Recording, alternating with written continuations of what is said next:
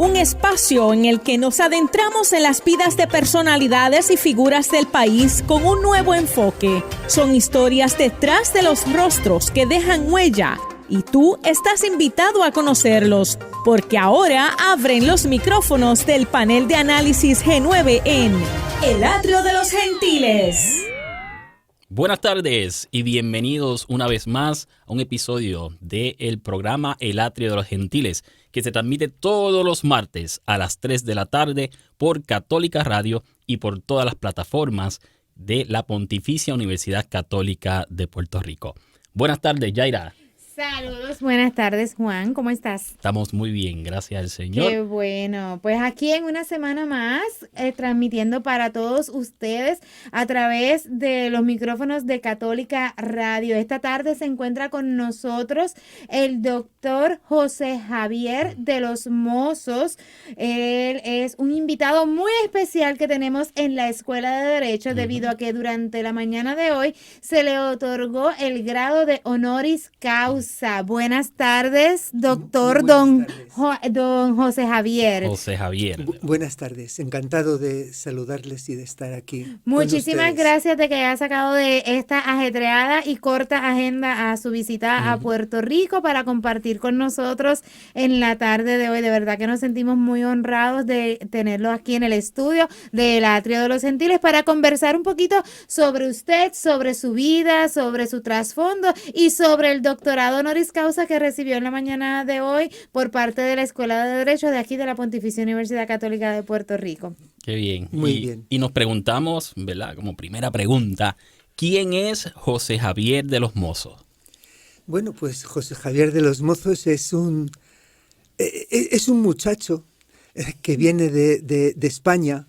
Digo un muchacho porque en realidad cuando uno piensa, tengo 70 años ya, pero cuando uno piensa, ¿y quién soy yo? Pues soy el mismo que era a los 18 años, sí. Prácticamente. Yo creo que en esa edad más o menos pues se nos fija la personalidad y aunque pasa el tiempo y cambiamos por dentro y por fuera, pero seguimos siendo el mismo muchacho de 18 años. Qué bien. Y bueno, con muchísima ilusión y estoy muy emocionado por este reconocimiento y este homenaje que me han hecho ustedes aquí en la Universidad Católica de Puerto Rico. Y bueno, es de las cosas más importantes que me ha ocurrido en la vida. Así que lo agradezco infinitamente. Me ha hecho muchísima ilusión. A los 18 años, ¿verdad? Cuando dice que siente lo mismo como, ¿verdad? Estando en el día de hoy. A los 18 años veía este futuro, veía estos triunfos, veía cómo es Javier de los Mozos actualmente ahora.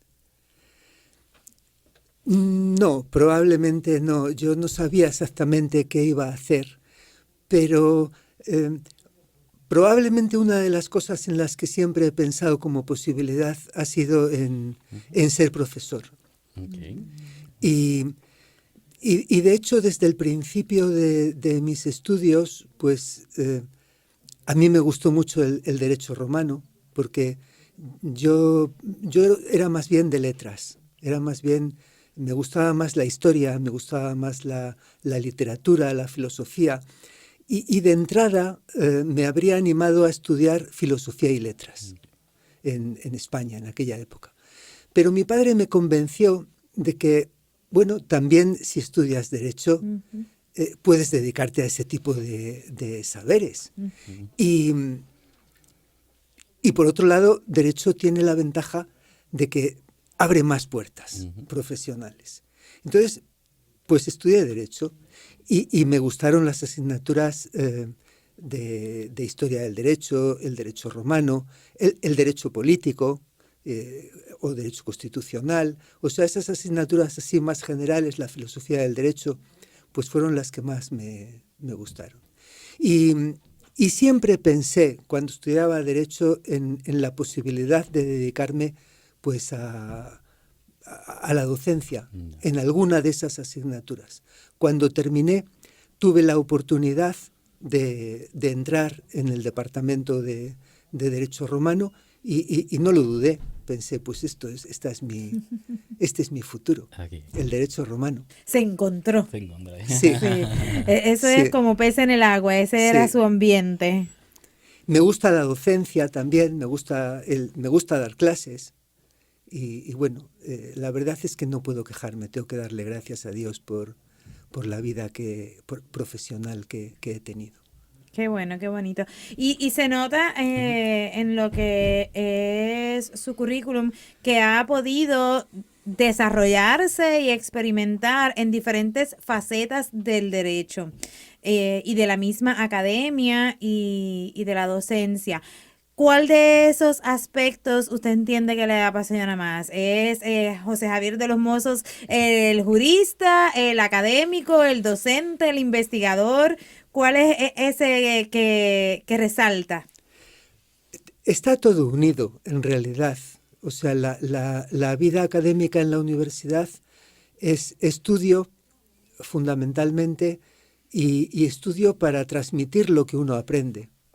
Y eso se transmite, pues, principalmente con la palabra, en el salón de clase, en los seminarios, también escribiendo. Yo no he escrito mucho, pero bueno, también he escrito algunas cosas y siempre es interesante. Y creo que seguiré, aunque ya este año académico es mi último año académico en activo, porque en España nos retiramos cuando cumplimos los 70 años. Terminamos el curso comenzado y ya nos retiramos. Y este será mi último curso. Pero, bueno, seguiré estudiando por mi cuenta y escribiendo algunas cosas. Es como la última lección. Sí. ¿Cuál sería esa última lección? Mi última lección, a partir de ahora. Es una pregunta difícil de responder porque entraña una responsabilidad muy grande la última lección. Yo creo que en el ámbito del derecho y en el ámbito de la cultura jurídica, quizás como en otros ámbitos humanísticos, la última lección para un intelectual debe ser, a mi juicio, pues una lección de futuro, una lección de esperanza y una lección de compromiso con lo que vale, con lo que vale en la vida, en el terreno propio del derecho, con la justicia, con lo que es justo en sí. Es muy interesante que usted dice que en España se retiran a los 70 años y Sí. eso pues me gustaría profundizar un poco sobre ese, porque aquí en Puerto Rico no se da. Sí. En Puerto Rico eso no es la costumbre, número uno. Y número dos, cuando nosotros lo vemos a usted, vemos a un hombre todavía fuerte, capaz, pues entonces, ¿qué proyectos tiene planteados para esta próxima etapa de su vida? Y cómo se ha ido planificando para ella, sería una de las preguntas. Y la otra pregunta es, ¿por qué retirarse a los 70 años? ¿De dónde nace esa lógica? Sí. Bueno, hay razones para retirarse a los 70 años, hay razones prácticas que a mí me parecen pues justas, me parecen adecuadas. Razones biológicas. A los 70 años uno puede estar muy bien y gracias a Dios pues yo me encuentro muy bien, pero bueno, no es lo mismo que cuando uno es más joven y uno empieza a cansarse más. Por otro lado, hay razones también psicológicas. Uno sigue siendo el de siempre, pero uno pertenece a un mundo que pasó. En cierto modo, los jóvenes son distintos, la distancia cada vez es mayor, aunque uno se hace también más comprensivo con el paso de los años, pero uno pierde inevitablemente la conexión con los estudiantes. Y luego también, pues hay que dar paso a los jóvenes. O sea, la vida tiene que renovarse, la universidad tiene que estar renovándose constantemente. Y en ese sentido, me parece muy bien que haya personas que continúen en la academia pues muchos años más, unos cuantos años más, pero también está bien ser reemplazado por gente joven, nueva, que tenga ilusión, que conecte bien con los problemas del presente. Y finalmente, pues también es agradable la libertad de decir, no tengo nada que hacer. Es estupendo no tener nada que hacer, por obligación. Ya, claro. Claro. Y puedo dedicarme a lo que quiera, soy libre, puedo estudiar, puedo escribir algo si quiero, puedo atender a mi familia, mis nietos, mis hijas, o sea, mi mujer, por supuesto, claro. Pues y todavía en salud y con energía. Claro, y todavía estando bien de salud y teniendo ánimo. A mí me parece que es estupendo también estar jubilado. Puede ser estupendo. Él lo está esperando con añoranza. Si Dios nos da salud, pues pueden ser unos años fantásticos. Así es. Yo creo que sí, los años de jubilado. Y también me gustaría hacer algunas cosas, algún trabajo, pues, intelectual, que ahora a lo mejor, pues, justamente por tener más tiempo, pues puedo hacer mejor y puedo hacer con más libertad y más independencia y puede resultar más interesante. O sea que no pienso, desde luego, dedicarme a no hacer nada. hay que hacer algo siempre. Eso es lo que llamamos aquí un envejecimiento exitoso, ¿no? Claro. Exitoso. Los romanos, en latín se dice otium cum dignitate. Otium es el ocio, pero el ocio en sentido interesante, no hacer nada simplemente, sino no tener que estar preocupado del negotium, de lo práctico, sino que uno puede dedicarse pues al estudio, a las cosas satisfactorias, y cum dignitate, con dignidad. Claro. Y para eso también uno se prepara toda la vida, para entonces llegar a esa etapa en la que uno pueda decir, puedo retirarme, puedo dedicarme a otras cosas, porque retirarse no tiene que ser sinónimo de sentarme, como decimos acá en el campo, tirarme a morir. No. Es dedicarme a otras cosas que por el negocio, por el día a día, por la necesidad del trabajo, pues no nos podíamos dedicar en ese momento y podemos darle otras atenciones. Sí. Y en mente, ¿qué hay por ahí cociéndose en la olla? Bueno, hay muchas cosas, hay muchas cosas. Tengo pensado pues hacer una traducción de entrada de un texto latino del siglo XVI de un jurista, un abogado que actuaba ante el Consejo de Castilla. Y es una comparación entre el derecho romano y el derecho canónico que se enseñaba en las universidades y el derecho real del reino, o sea, el derecho aplicable en el reino de Castilla. Y es un texto interesante, es un texto muy curioso y me parece que puede ser útil el presentar la traducción en castellano y un comentario. Y bueno, pues en eso me voy a entretener. Yo creo que ahí tiene tarea para largo rato. Sí. Nada más en el trabajo de la traducción. Sí. Ya después, entonces, en los comentarios, en acompañar la traducción con su voz, con sus pensamientos, con sus ideas, ya ahí va a tener bastante tiempo para involucrarse. Sí. Hemos visto en su currículum que ha acompañado a varios estudiantes, ¿no? En Derecho, no solamente en su país, sino también internacionalmente, por ejemplo, como aquí en Puerto Rico. ¿Cómo compara esas enseñanzas? ¿Cómo compara a esos estudiantes? ¿Cómo compara esa madurez? Pues los estudiantes de Puerto Rico, claro, yo he conocido sobre todo estudiantes de posgrado.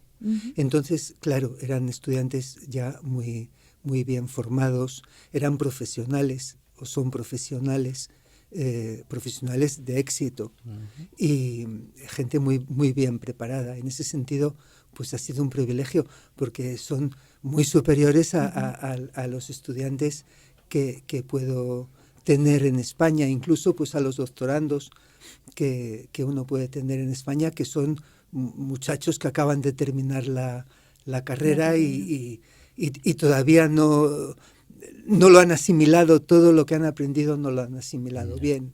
En ese sentido, pues para las personas que hemos participado en esta colaboración entre nuestras universidades, pues ha sido muy interesante y muy enriquecedor, claro. El tener alumnos pues que en muchas cosas saben más que nosotros, o sea que ha estado muy bien. ¿Solamente aquí en Puerto Rico ha tenido estos alumnos o hay otros países en los cuales ha tenido esa colaboración? Alumnos de doctorado he tenido en Puerto Rico, porque en otros países, bueno, he sido profesor invitado temporadas en bastantes veces en Francia, sobre todo en universidades francesas, y allí eran alumnos de la licenciatura, eran alumnos de grado.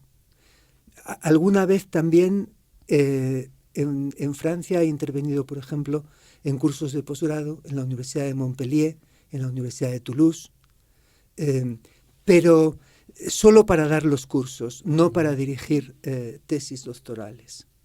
O sea, lo más interesante de este programa con la Universidad Católica es la dirección de tesis. De la investigación. Claro, de investigación. Sí, que hay temas muy interesantes dentro de nuestros compañeros profesores, han ido desarrollando dentro de sus diferentes disertaciones, temas muy interesantes. Pero sí a mí me llama la atención de que usted ha sido profesor invitado también en muchos lugares, específicamente de Europa, más que todo, y Puerto Rico. Y hay unas diferencias muy significativas, no solamente en los estudiantes, que pues ya de ellos hemos hablado y usted ha expresado más que todo que en Puerto Rico, como estamos basados en el sistema de Estados Unidos, pues se trabaja el estudiar Derecho como una carrera de posgrado, pero sí en los estilos de enseñanza y en la estructura de las academias y de todo lo que tiene que ver con las instituciones de educación superior. Las estructuras son sumamente... Hay grandes diferencias, no son sumamente diferentes, pero hay grandes diferencias entre el sistema europeo y el sistema estadounidense, que es con el que nosotros nos basamos. ¿Cuáles son sus impresiones al respecto, lo que ha vivido? Sí, hay una diferencia importante, porque, claro, en la tradición anglosajona, el derecho se encuentra sobre todo en la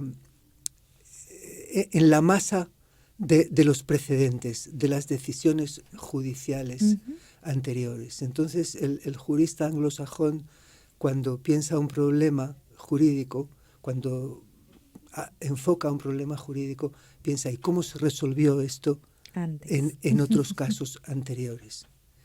En cambio, en el mundo civilístico, diríamos, en la tradición continental, en la tradición de América Latina, pues el derecho no era principalmente para el jurista, no era el conjunto de los precedentes, aunque el conjunto de los precedentes era muy importante también, claro, sino la teoría estudiada, o sea, la doctrina, que es una palabra latina que viene de docere, enseñar. Doctrina es lo que se enseña y lo que se aprende en la universidad. Y eso era lo fundamental para el jurista. Cuando se encontraba con un problema práctico, el abogado o el juez europeo, pues piensa en sus esquemas aprendidos, en sus tratados estudiados y aprendidos, y lo enfoca desde ese punto de vista de la teoría. Mientras que el anglosajón pues piensa en las decisiones anteriores, o sea, es una mentalidad distinta. En el caso de Puerto Rico, que es una jurisdicción mixta, pues hay una mezcla. Hay una mezcla de divina. Ambos, sí, hay una mezcla de ambos planteamientos, porque el jurista puertorriqueño pues a lo mejor ha estudiado También en América estudian libros, lógicamente, pero el jurista puertorriqueño ha estudiado manuales teóricos de derecho, por ejemplo, pues el libro de Puig Brutau, un abogado de Barcelona que escribió un tratado de derecho civil pues muy interesante, que además tuvo en cuenta especialmente el derecho puertorriqueño. Y entonces se enfoca los problemas de derecho civil desde ese punto de vista, pero también de modo muy importante, tiene en cuenta en mayor medida que lo tendría un jurista español o francés, pues, y el conjunto de los precedentes. Y está más preocupado por encontrar un precedente que se parezca al caso que tiene entre manos. O sea, esa es una diferencia importante. Sí, es una diferencia significativa que también está muy relacionada con nuestra historia como pueblo. Claro. Porque esa formación que nos llega de haber sido parte del Imperio Español por tantos años se queda impregnada en nosotros, y cuando entonces llega el colonialismo estadounidense, pues trae una nueva postura que no descarta. En Puerto Rico sí se dio esa realidad de que no se descartó lo que ya teníamos, sino pues que se buscó la fusión de ambos sistemas jurídicos. Que para algunas personas complica la situación y para otras la facilita, pues ahí está el debate, pero ciertamente es algo que nos caracteriza de una manera muy particular. Y así, sin darnos cuenta, se nos acaba de ir la primera parte del programa, se nos acabó el primer segmento. No se mueva nadie de sus asientos, sigan sintonizando Católica Radio para que escuchen la conversación con el doctor José Javier de los Mozos, quien hoy recibió en la Escuela de Derecho de la Pontificia Universidad Católica de Puerto Rico un doctorado honoris causa, del que vamos a hablar al regreso de la pausa. El Atrio de los Gentiles. Y regresamos al programa El Atrio de los Gentiles, y esta tarde hemos estado conversando con el doctor José Javier de los Mozos y hemos tenido un exquisitez, una experiencia con el doctor fantástica. Y nos estaba comentando, ¿verdad?, que él ha tenido, ¿verdad?, estudiantes de Puerto Rico, y queremos conocer, ¿verdad?, esa vinculación con Puerto Rico, ¿verdad? ¿Cómo comenzó esta relación con Puerto Rico o con la Pontificia Universidad Católica de Puerto Rico? Pues esta relación comenzó en el año 1988. En el año 1988, don Charlie Cupril, que era el decano de la Facultad de Derecho de la Escuela de Derecho de Ponce, pues hizo un viaje a España y yo no sé exactamente por qué, pero conectó con mi padre, que entonces era profesor, era catedrático de Derecho Civil en la Universidad de Valladolid y era secretario general de la universidad. Y conectaron y pensaron en la posibilidad de organizar un programa conjunto de doctorado entre la Universidad Católica de Puerto Rico y la Universidad de Valladolid. De manera que profesores de la Universidad de Valladolid o nombrados por la Universidad de Valladolid viajaran a Puerto Rico, ofrecieran aquí en la Universidad Católica pues cursos de doctorado, y luego los estudiantes que concluyeran ese programa de cursos, que duraba en aquella época 2 veranos, pues prepararan sus tesis doctorales. Y así echó a andar el programa en el verano de 1988. Yo acompañé a mi padre ese año y vine a Puerto Rico con él. Y fue el primer año que di un curso de doctorado aquí lo hicimos en el Centro de Estudios Jurídicos Avanzados que tenía la Universidad Católica en San Juan. En San Juan. Y al año siguiente creo que también, durante unos años se hizo en ese centro. Y después ya se vino a Ponce el programa. Y este programa duró bastantes años. Luego se interrumpió, se volvió a recuperar. Después se interrumpió por razones de cambios de planes de estudio, reorganización de la universidad, especialmente en España. Y hace poco tiempo, yo creo que hace 2 años, hace ya 3 años, 3 o 4 años. Fue antes de la pandemia. Antes de la pandemia, fue antes de la pandemia. Sí. Pues volvió a renacer el programa. Nunca se perdió el contacto ni la conexión, nunca hemos perdido el contacto, pero bueno, se recuperó y volvió a haber cursos de doctorado, esta vez ofrecidos específicamente para profesores de la Escuela de Derecho. Uh-huh. Y bueno, pues hay tesis ya muy avanzadas en ese programa. Yo espero que pronto se defienda en Valladolid pues alguna de ellas, y creo que será un éxito, como ha sido anteriormente. Un éxito y un momento memorable. Sí. Va a ser ambas cosas. Cuando pensamos en estudiantes de Derecho, por lo menos acá en Puerto Rico, pensamos que habiendo completado el Juris Doctor, se llegó al culmine de la carrera. Pero entonces hay un espacio para hacer estudios post Juris Doctor, estudios graduados. ¿Qué es eso? ¿Qué se hace o qué se estudia en un doctorado en Derecho? Pues un doctorado en Derecho, bueno, es parecido a un doctorado en otras disciplinas. Implica, primero, pues unos cursos en los cuales se profundiza en mayor medida en determinados aspectos de la materia, y ofrecen a los estudiantes estos cursos pues un ejemplo de cómo es la teoría en profundidad. O sea, de qué está compuesto aquello que se enseña en los tratados. Es un entrar en el trasfondo intelectual de las cosas que se saben en general, de las cosas que aparecen en los manuales, en los tratados generales. O sea, es una iniciación a la investigación, y luego el estudiante realiza por su cuenta pues una investigación profunda sobre un tema específico, que es en lo que consiste la tesis doctoral.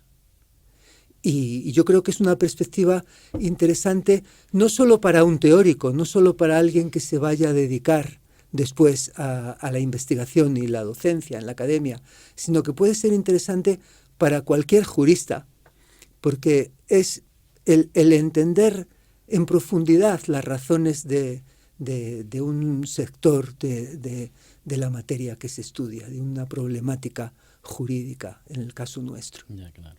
Y es una gran oportunidad para mirar el derecho desde una perspectiva comparativa. Sí, entre lo sin que duda. Podemos observar Sí. cómo es la práctica de esa misma figura jurídica, Sí. de ese mismo espacio que se está estudiando, tema que se está profundizando, comparado entonces con otra perspectiva de diferentes países, porque eso es una de las bellezas del derecho. Sí. Y es que cada país tiene de alguna manera su criollismo. Sí, cada país tiene su propio derecho, y yo me acuerdo que había un escritor y un intelectual inglés famoso de finales del siglo XVI, principios del XVII, Francis Bacon. Y Francis Bacon decía, el que conoce solo su derecho no conoce bien su derecho. Cuando uno quiere conocer su derecho críticamente y quiere poder criticarlo, uno necesita tener criterios ajenos al propio derecho. Necesita conocer otros sistemas jurídicos distintos. O sea, la comparación jurídica pues es una herramienta fundamental en el estudio del derecho, en el estudio profundo del derecho. O sea, la perspectiva del derecho comparado, la perspectiva comparatista, es muy importante. Es muy importante. Nos habló al inicio sobre el derecho canónico, derecho civil. ¿En qué área usted se especializó? Yo me especialicé en el derecho romano, y Y claro, al especializarse uno en el derecho romano, pues uno se interesa inevitablemente por la historia del derecho, porque el derecho romano para nosotros es, diríamos, el inicio de nuestra trayectoria jurídica, el inicio de nuestra cultura jurídica. Y naturalmente la parte del derecho que más continuidad ha tenido desde la época de los romanos hasta nuestra época es el derecho privado, el derecho civil general. Y entonces, inevitablemente, por tanto, pues he tenido que aprender y dedicarme al derecho civil. Ya, claro. O sea, mi campo es la historia del derecho privado, fundamentalmente, a partir del derecho romano. Qué interesante. Sí. Y con toda esta trayectoria, pues entonces, y muy merecido, se decide, la Facultad de la Escuela de Derecho llama a votación y en unión deciden otorgarle un doctorado honoris causa al doctor José Javier de los Mozos.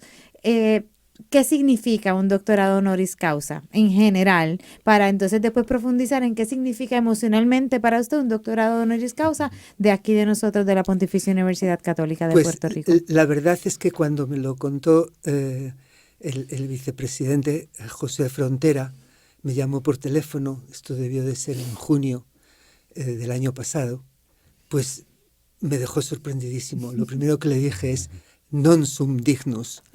No soy digno realmente de recibir este homenaje. Y porque un doctorado honoris causa pues tiene un valor, es el reconocimiento mayor que existe a una trayectoria académica en la universidad.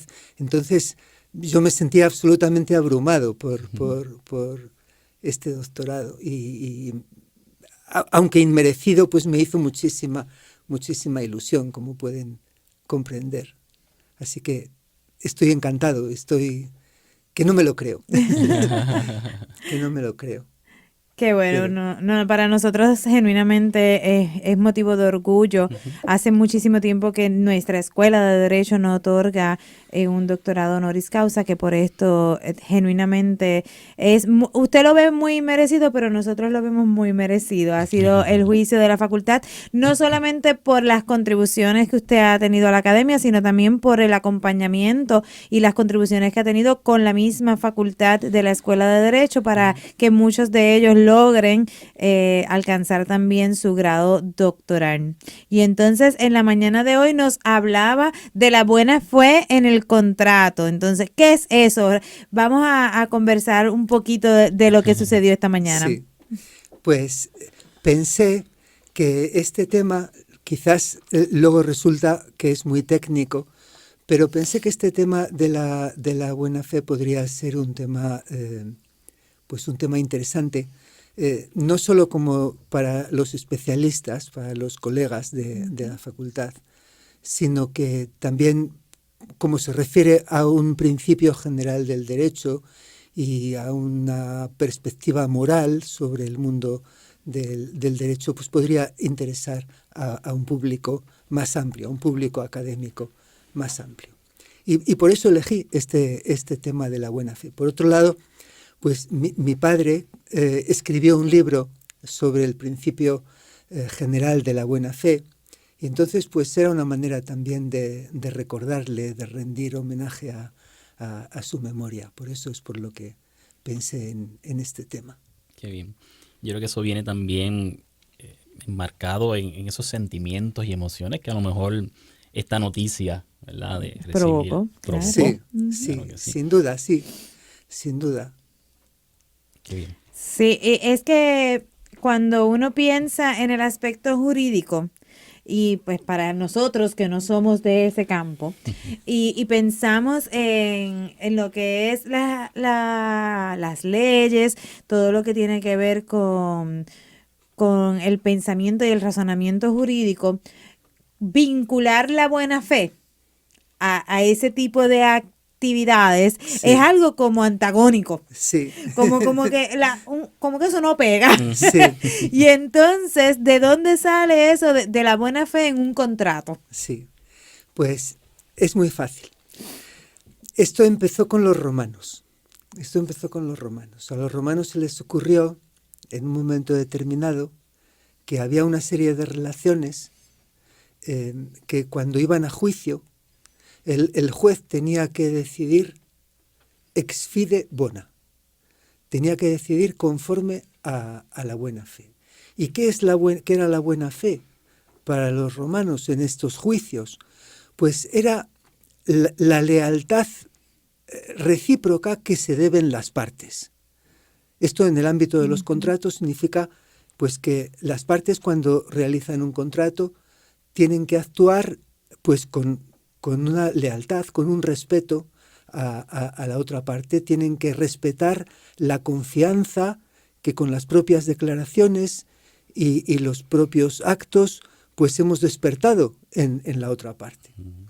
Y por eso,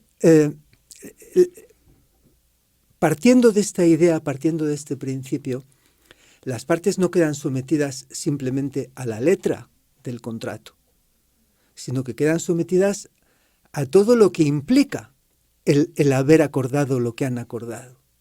Entonces, las partes tienen que actuar de acuerdo con la naturaleza de eso que han acordado, con la justicia de lo realizado. Y, por ejemplo, no se pueden engañar, tienen que reconocer deberes que están implícitos en lo que han dicho, aunque no los hayan asumido expresamente.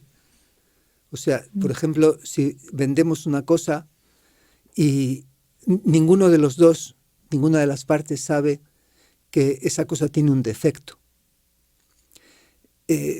O sea, las dos partes han actuado en principio de modo correcto, pero luego resulta que la cosa tiene un defecto. Entonces, debe responder el vendedor por ese defecto o no debe responder. En el derecho más antiguo, y en el derecho anglosajón antiguo, por ejemplo, se decía caveat emptor, que el comprador tome precauciones cuando compra algo. Es decir, que se haga prometer, por ejemplo, por la otra parte, y la cosa no tendrá este defecto, ni este otro, ni el de más allá, por ejemplo. Y si los tiene, tú me tendrás que indemnizar.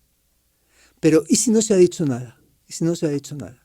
Entonces, la buena fe obliga a actuar pues conforme a lo que el comprador espera haber recibido. Yeah. Yo, por el precio que he pagado, pues espero haber recibido pues un objeto que tenga las cualidades comerciales, como se dice en la terminología anglosajona, las cualidades comerciales propias de ese objeto.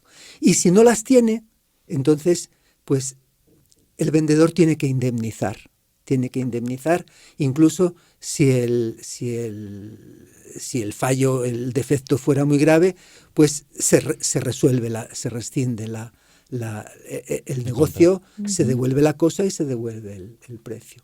Pues eso viene de la buena fe. Eso los juristas romanos se dieron cuenta que la buena fe implicaba el exigir esa responsabilidad en caso de defectos ocultos.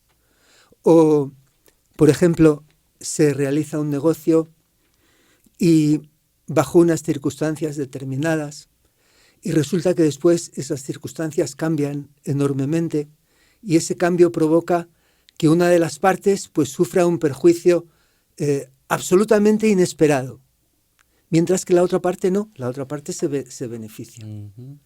Pues eso dio lugar a que los maestros medievales que explicaban el derecho, pues dijeran, hombre, aquí esto no es admisible, hay que incluir una especie de término implícito en el contrato, conforme al cual, si cambian muchísimo las circunstancias, pues el contrato ya no vale. Uh-huh. Hay que readaptarlo. O incluso no vale en absoluto y hay que prescindir de él. que es la cláusula que llamaron los medievales rebus sic stantibus. Quiere decir que el contrato se celebra bajo el término implícito de que las cosas permanecen así, que es lo que significa la expresión, rebus sic stantibus. Si luego resulta que las cosas cambian enormemente, pues ese contrato no vale. Ya perdió validez. Wow, Eso sí. es como sellar el contrato con un código de honor. Con código Claro, de honor. claro. Es como un código de honor con el que Claro. vamos entonces Claro, la a buena hacer, fe es sí. un código de honor. Ujú. Es una conducta honorable entre las Ya. partes. Las partes tienen que actuar, como se dice en una fórmula romana, ut inter bonos, como entre buenas personas. Y es un principio que reconoce el Código Civil de Puerto Rico. En el Código Civil de Puerto Rico pues está expresado como principio general para todo el derecho civil en el artículo 15, me parece, y luego específicamente en materia de contratos pues también está recogida esta exigencia de la buena fe. Y ya estaba en el derecho, en el código anterior, que era la continuación del Código Español de 1889. O sea que sigue es una vieja vinculada, tradición. sigue vinculada a Es- nuestra herencia sí, española. Es una vieja tradición que arranca del derecho romano. El derecho romano. Qué interesante, ¿no? Sí, no, podríamos estar aquí hablando muchísimo rato con el doctor de los Mozos, pero antes de irnos, sí me gustaría saber si hay algún otro proyecto que esté encaminado a fortalecer esta relación entre Puerto Rico y la Pontificia Universidad Católica de Puerto Rico y la Universidad de Valladolid. Sí, yo espero que sí. Hay un proyecto del cual hemos hablado, pues hemos hablado hace ya unos pocos años, de ofrecer un programa de intercambio de estudiantes que permita la obtención de un doble grado en Derecho en la Universidad Católica y en la Universidad de Valladolid. De modo que estudiando, por ejemplo, pues 3 semestres, que sería 1 año y medio, en Puerto Rico, nuestros estudiantes obtuvieran el Juris Doctor y los estudiantes puertorriqueños estudiando pues otros 3 semestres en España obtuvieran, en Valladolid, obtuvieran el grado en Derecho. Eso sería muy interesante, podría ser, a mi juicio, muy bonito. Para ustedes y para tarea nosotros. para investigar, Sí, hay sí. tarea. Nosotros pues se nos acabó el tiempo del programa, sinceramente ha sido un placer y creo que podríamos estar conversando y aprendiendo muchísimo de usted porque yo pienso que hay una gran oportunidad, como docente le sale natural. Así es. El Así impartir es. Muchas lecciones y el educar sobre los temas que conoce. Muchísimas gracias. Para mí ha sido un placer participar en esta emisión y bueno, quiero manifestar pues mi afecto inmenso por ustedes, por Puerto Rico y por la Escuela de Derecho y la Pontificia Universidad Católica de Puerto Rico. Qué bien. Doctor José Javier de los Mozos recibe nuestras felicitaciones, ¿verdad?, a esa distinción bien merecida, ¿verdad?, del doctorado honoris causa, y le damos las más gracias, ¿verdad?, por estar aquí con nosotros en su programa, ¿verdad?, este programa de El Atrio de los Gentiles. Y con esto pues concluimos agradeciendo, ¿verdad?, al doctor José Javier de los Mozos y a todos los que nos están escuchando y viendo por todas las plataformas. Los esperamos el próximo martes a las 3 de la tarde en el programa El Atrio de los Gentiles. Buenas tardes. Buenas tardes. Buenas tardes. Intégrate a la mesa y descubre las vidas de los gentiles. Comunícate con nosotros a elatriodelosgentiles@pucpr.edu. Queremos saber de ti. El Atrio de los Gentiles es una producción de la Pontificia Universidad Católica de Puerto Rico.